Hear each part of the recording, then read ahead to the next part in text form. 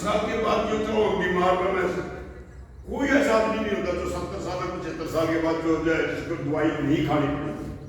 90% में दवाई खाओगे, 10% आदमी ऐसे होंगे जो सही सलामत हो गए।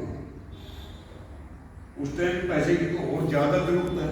और ये जो कर रहे हैं बिल्कुल इनकी छुट्टी करो, ये देश के ऊपर एक बोझ है।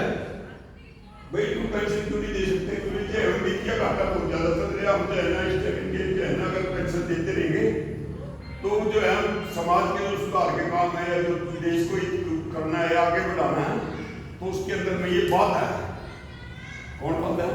जो बैठे ये बात है, वो बात नहीं है,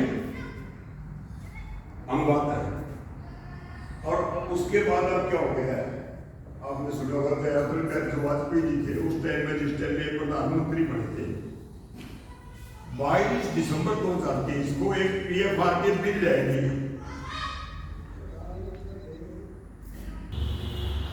तो लागू होती। उस टाइम काफी विरोध हुआ, लेकिन किसी ने सुनी नहीं। बीच में कांग्रेस की सरकार आई, कांग्रेस की सरकारें कोई भी आई, ये कोई सोचो कोई अब यहाँ बैठे हमारे देश कोई आज तक कोई सरकार किसी एम्प्लॉय की आज तक किसी नहीं हुई। उनको सिर्फ अपना काम चाहिए, वो सिर्फ काम के लिए इस्तेमाल करते हैं। उनको इस चीज से कोई वो नहीं है कि इनको कुछ मिलता है कि नहीं, क्या सुविधा देनी चाहिए ना वो किसान देसी है, ना वो कभी भी जो है ना एम्प्लॉय देसी है। किसानों के साथ पहले में भी इन्होंने तसल्ली रखी हुई है। और वही स्थिति हमारी एम्प्लॉय जो रिटायर्ड अभी जो रेगुलर है, तो आपको बताया अगर 2 लाख है, 2 लाख में भी 1,20,000 रुपये ऐसे हैं जो इन्होंने जो अपने लगा रखे, कोई किसी कॉन्ट्रैक्ट के ऊपर कुल 49। जहाँ एक आदमी को 3 काम मिलते थे वहां उसको 7 काम दे रखे, फिर जो कहेंगे एक तो काम नहीं करते। अरे वही दायरा होगा, कहीं तक लिमिट होगा काम करने की। आदमी कहीं तो एक दिन जाकर उसको थकावट होगी, एक दिन तो जो हो गया परेशान हो गया, और वो फिर परेशान हो गया तो सोचा भाई जो सरकार तमाम मेरे को कुछ जगह बड़ी और मदद खातर किसी ने ला दी। अगर वो किसी ने लाओगे तो किसी की करे मुझे को मैं भाई जिस किसी की भर देगा, जिस किसी का काम करता उस पर 2 पैसे दे जाएगा, तेरा भी काम जाए हमारा भी काम हो। उनके पीछे ये लगा कोई ये तुझे रिश्वत है।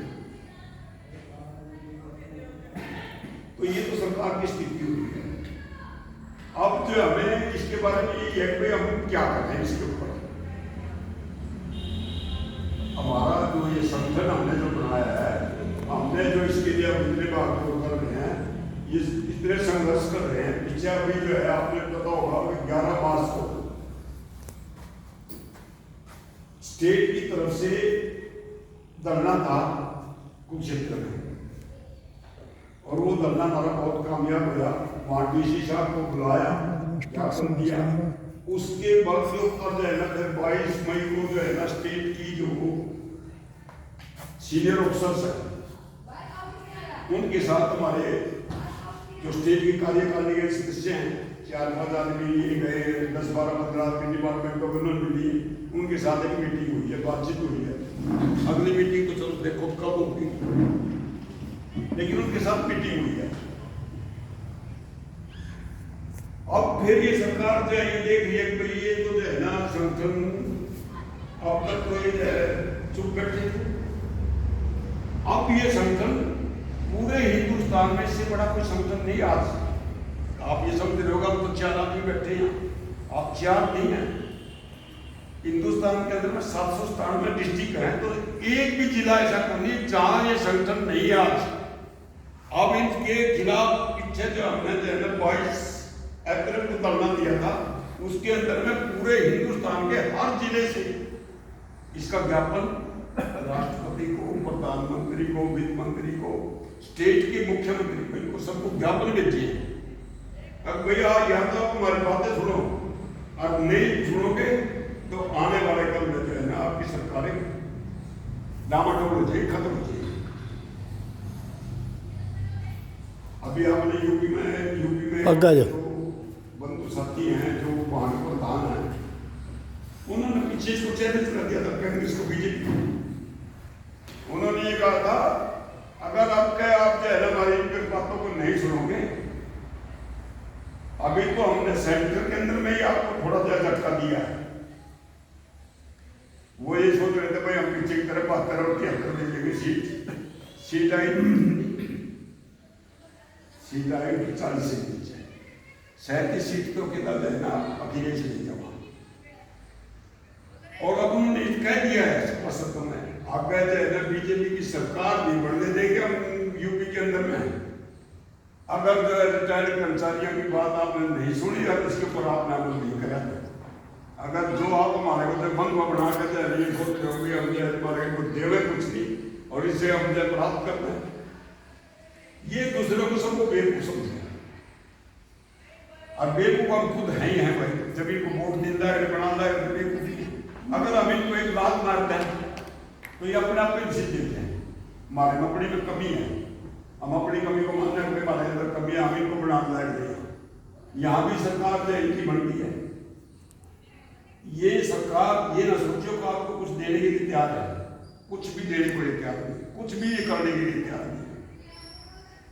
क्योंकि जितने भी मुख्यमंत्री जानते हैं कि सरकार ऐसे आदमी को चुन कर जावा है जिसका किसी को ये पता ही था ये मोहन यादव बन जाएगा या ये बन जाएगा, किसी ने ये नहीं पता था ये खट्टर आ जाएगा, किसी ने कभी नाम भी नहीं सुना तो वो आदमी आ जाएगा।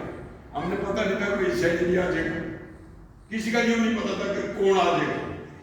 ऐसे ऐसे आदमी को चुन कर ये दिया हमारे, लेकिन लियावा भी हो तो इनके अपने खुद के पिट्ठू हैं। इस टाइम यहाँ पूरा दबदबा किसका है? 4 IAS डेपुटेशन पे गुजरात से है। गुजरात वालों का ही सारा होल्ड है यहाँ इस पर, इस टाइम मौके पर पूरी कमांड गुजरात वाले को जो वो चाहेंगे वही होगा। पीछे 80 SDO लिए थे यहाँ, 62 SDO बाहर से थे, 80 में थे, 62 बाहर के थे। 4-5 सीटें खाली रख दी, कोई और एडजस्ट करना होगा। हरियाणा से लिए सिर्फ 12 आदमी। क्या हरियाणा के अंदर 80 बच्चे नहीं हैं जिन्होंने जो है बीटेक एमटेक वगैरह कुछ नहीं कर रखे हैं, SDO नहीं बढ़ सकते? सब कुछ बढ़ने लायक या सब कुछ है, लेकिन नहीं, ये अपनी मोनोपोली चला रहे हैं, अपनी मर्जी चला रहे हैं, जो वो ये कहेंगे वही होगा।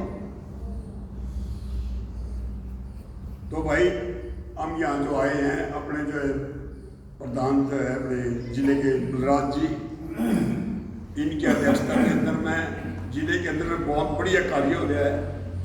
जब ये मीटिंग सब जो धरना हमने वहाँ दिया था 22 को, उस टाइम में भी पूरे हरियाणा के अंदर में जिले करनाल में नंबर 1 पे थे।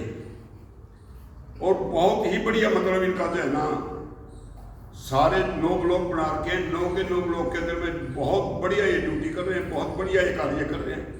और भाई हम ये चाहते हैं कि जितने भी ये भाई यहाँ हैं, हम एक देखो कोई भी संगठन चलाना है तो उसके लिए पैसे भी चाहिए, और पैसे में से 100 रुपये हम सदस्यता फार्म के लिए लेते हैं और 400 रुपये लेते हैं संघर्ष फंड के लिए, और वो भी 3 साल के लिए। 500 रुपये में 3 साल। अब जैसे पीछे 22, 23, 24 का था, अब 25, 26, 27 का है। तो